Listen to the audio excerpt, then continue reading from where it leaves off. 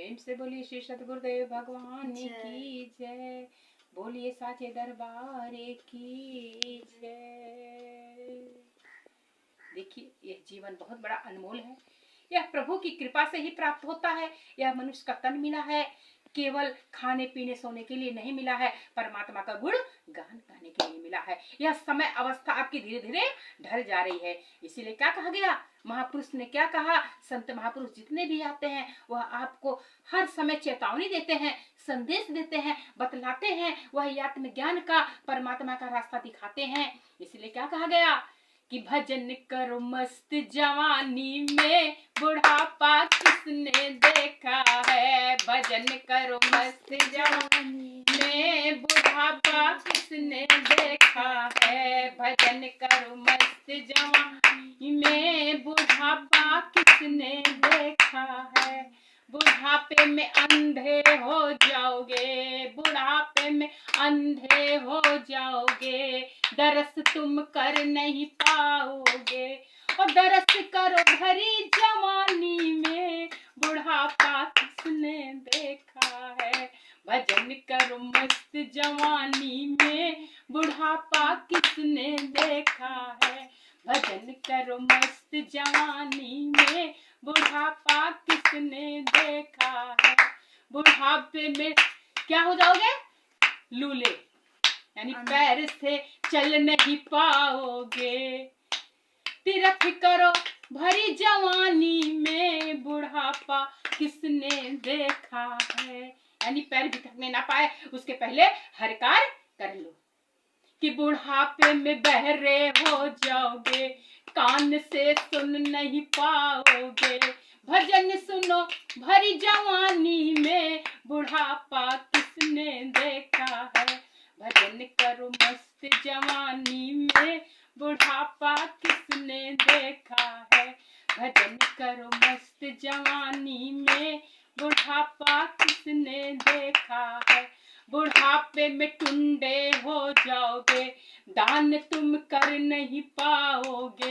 दान करो मस्त जवानी में, बुढ़ापा किसने देखा है।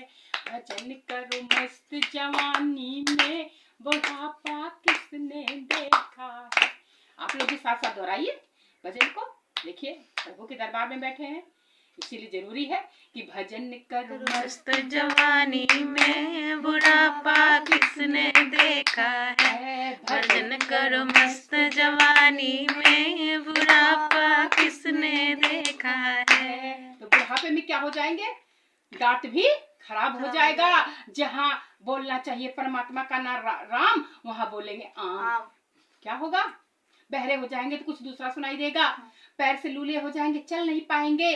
क्या कर पाएंगे, कुछ कर पाएंगे, कुछ भी नहीं कर पाएंगे। इसलिए परमात्मा ने बहुत सुंदर जीवन दिया है सभी जीवों को, क्योंकि आज यह समय मिला है।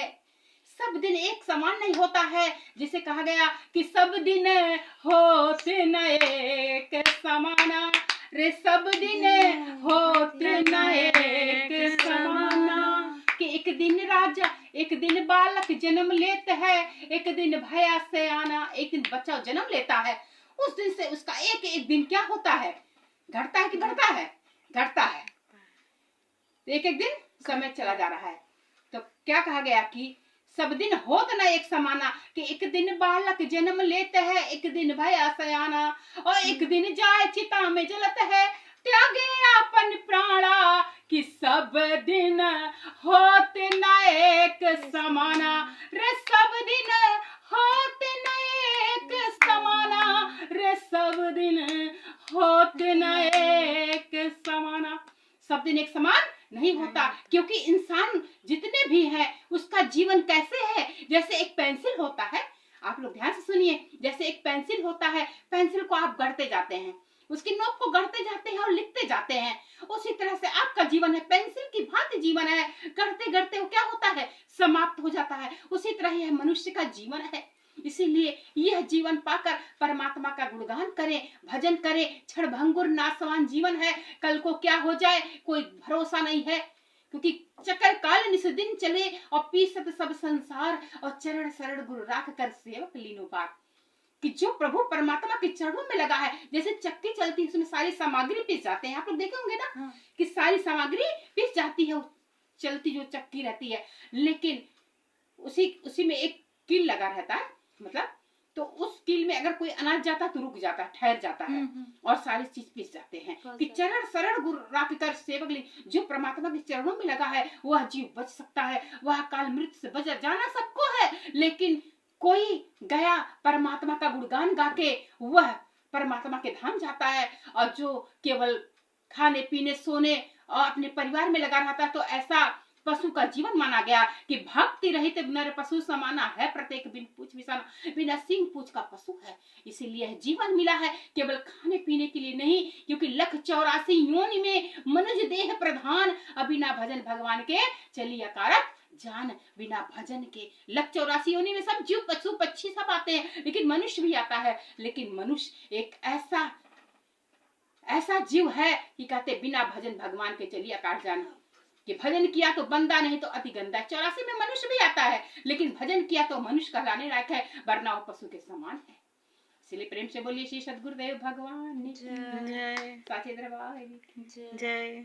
बहुत बड़ा कर दिया।